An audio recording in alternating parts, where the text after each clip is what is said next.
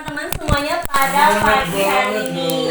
Semangat dong. Oke, sebelumnya saya ingin bertanya kepada teman-teman semuanya. Siapa di sini yang ingin menjadi calon orang tua yang hebat? Katakan saya. Saya. Siapa di sini yang ingin ketika menjadi orang tua menjadi sosok yang diteladani, yang disegani? Boleh acungkan tangan dan katakan saya. Saya. Oke. Dan sebelum itu saya punya sebuah kisah. Saya adalah seorang ibu. Saya memiliki seorang anak laki-laki yang masih kecil. Ketika itu saya sedang membersihkan rumah. Namun anak saya ikut bermain dan berlari-lari di rumah. Dan tanpa sadar dia menyenggol sebuah vas hingga pecah. Dan waktu itu saya pun marah. Amarah saya meledak dan saya katakan kepada anak saya, bisa-bisanya kamu memecahkan vas ini. Kamu akan mati ditimpa dinding yang besar dan berkeping-keping. Saat itu amarah saya keluar dan meluapkannya kepada anak saya karena vas itu sangat mahal harganya. Kemudian waktu pun berlalu, tahun demi tahun berlalu, anak saya pun beranjak dewasa dan dia menjadi seorang yang sangat hebat. Dia menjadi seorang insinyur. Dia memproyeksi membuat rumah-rumah. Dan adik-adiknya sangat menyayangi. Dan dia adalah seorang anak kesayangan saya. Namun ketika dia beranjak akan menikah, membuat keluarga yang baru, dia akan memperbaiki, merenovasi sebuah rumah. Dia pergi dengan ayahnya ke bangunan itu untuk mengecek rumah itu.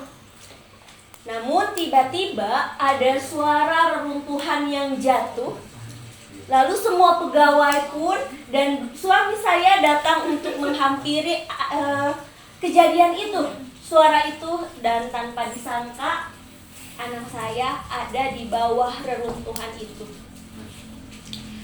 Dan dikabarkan bahwa anak saya ini telah meninggal dunia dengan keadaan yang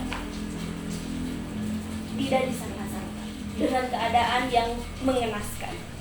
Kemudian saya datang ke rumah sakit. Saya menangis dan menjerit-jerit. Lalu saya berpikir, berputar beberapa tahun yang lalu, saya mengatakan bahwasanya, bukankah ini doa saya? Bukankah ini perkataan saya yang saya katakan kepada anak saya ketika anak saya masih kecil? Maka saat itu saya menangis, meraung dan sangat menyesali atas apa yang saya katakan.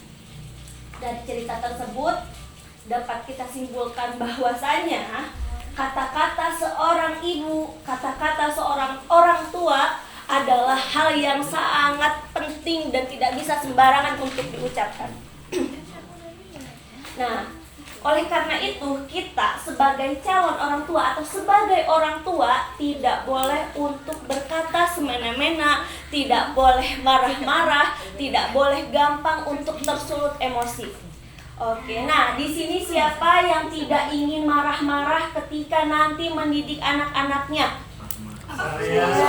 Ahmad. Iya, oke. Dan insya Allah beberapa menit ke depan kita akan menjelaskan tentang bagaimana cara mendidik anak dengan cinta dan kasih sayang. Bagaimana cara mendidik anak tanpa marah-marah. Sebelumnya, apa sih yang dinamakan mendidik anak, Teh Ica? Mengajarkan kayak sebuah proses pembelajaran yang terbaik untuk anak nanti kelak dewasanya. Jadi mengajarkan anak dengan baik untuk masa depan. Atau barangkali Ahmad tahu? Memberikan edukasi ya. Memberikan edukasi. Oke. Jadi mendidik anak adalah sebuah usaha atau proses manusia yang dilakukan secara sadar untuk menjadikan seorang anak lebih baik ke depannya. Nah, kenapa kita harus mendidik anak dengan baik? Apa pentingnya kita mendidik anak dengan cara yang baik, dengan cara yang bagus? Pentingnya karena kita akan menjadikan anak itu lebih baik untuk menghadapi tantangan zaman. Dan anak-anak akan lebih bisa meningkatkan dan mendekatkan diri kepada Allah Subhanahu wa taala. Kemudian ada beberapa metode cara mendidik anak. Nah, yang pertama, mendidik anak, ada yang tahu dengan apa? Al-Quran. Dengan Al-Quran, Masya Allah, tidak salah. Oke. Ada yang tahu lagi? Dengan sistem POC. Dengan sistem POC. Oke, yang pertama mendidik anak dengan keteladanan. Oke. Kemudian yang kedua, mendidik anak dengan nasihat. Kemudian mendidik anak dengan hukuman. Mendidik anak dengan pengawasan dan kasih sayang. Oke. Kemudian ada juga faktor mendidik anak, ada faktor internal, ada juga faktor eksternal.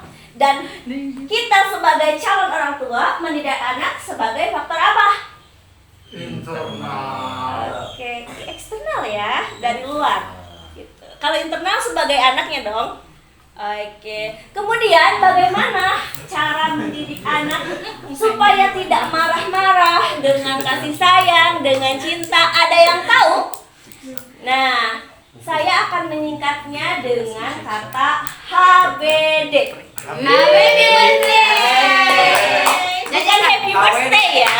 Oke. Yang pertama H. Apa H-nya? Yaitu menghilangkan trauma masa lalu. Oke. Kenapa kita harus menghilangkan trauma masa lalu? Karena apa yang kita dapatkan? Barangkali di sini teman-teman ada yang masa lalunya ketika kecilnya sering dicubit. Ada? Enggak ada. Oke. Ada mungkin yang pas kecilnya pernah dimarahi, ada?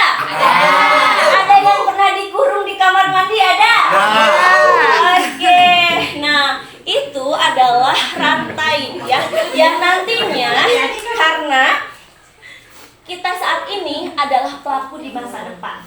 Jadi jika kita tidak menghilangkannya, jika kita tidak merilisnya, maka nantinya ini akan ada atau akan kena juga kepada anak-anak kita di masa mendatang. Oke, yang kedua B. B itu apa? Berdamai dengan diri. Karena ketika kita sudah menghilangkan, otomatis kita harus melupakannya, betul? Berdamai bukan berarti kita tidak akan pernah ingat, ada, tapi kita harus berdamai, menerima bahwasanya saya pernah diperlakukan seperti ini dan seperti itu, tapi tidak dengan anak di masa yang akan datang. Kemudian yang terakhir adalah D. Didiklah anak dengan kasih sayang, dengan cinta, sehingga terciptalah keluarga yang bahagia dan harmonis. Oke teman-teman semuanya, jadi dapat kita simpulkan bahwasannya mendidik anak dengan cinta dan dengan kasih sayang, yang pertama adalah dengan menghilangkan trauma masa lalu. Kemudian yang kedua, mari kita berdamai dengan diri kita. Yang ketiga, kita mari didiklah anak dengan cinta dan ciptakan keluarga yang bahagia dan harmonis. Oleh karena itu, yuk teman-teman semua, kita jadikan diri kita calon orang tua yang lebih baik, supaya kita bisa lebih mencintai keluarga kita dan menciptakan keluarga yang harmonis. Mungkin cukup sekian yang bisa saya sampaikan. Mohon maaf atas kesalahannya. Saya Rizka Putri Koswara pamit undur diri. Wassalamualaikum warahmatullahi wabarakatuh.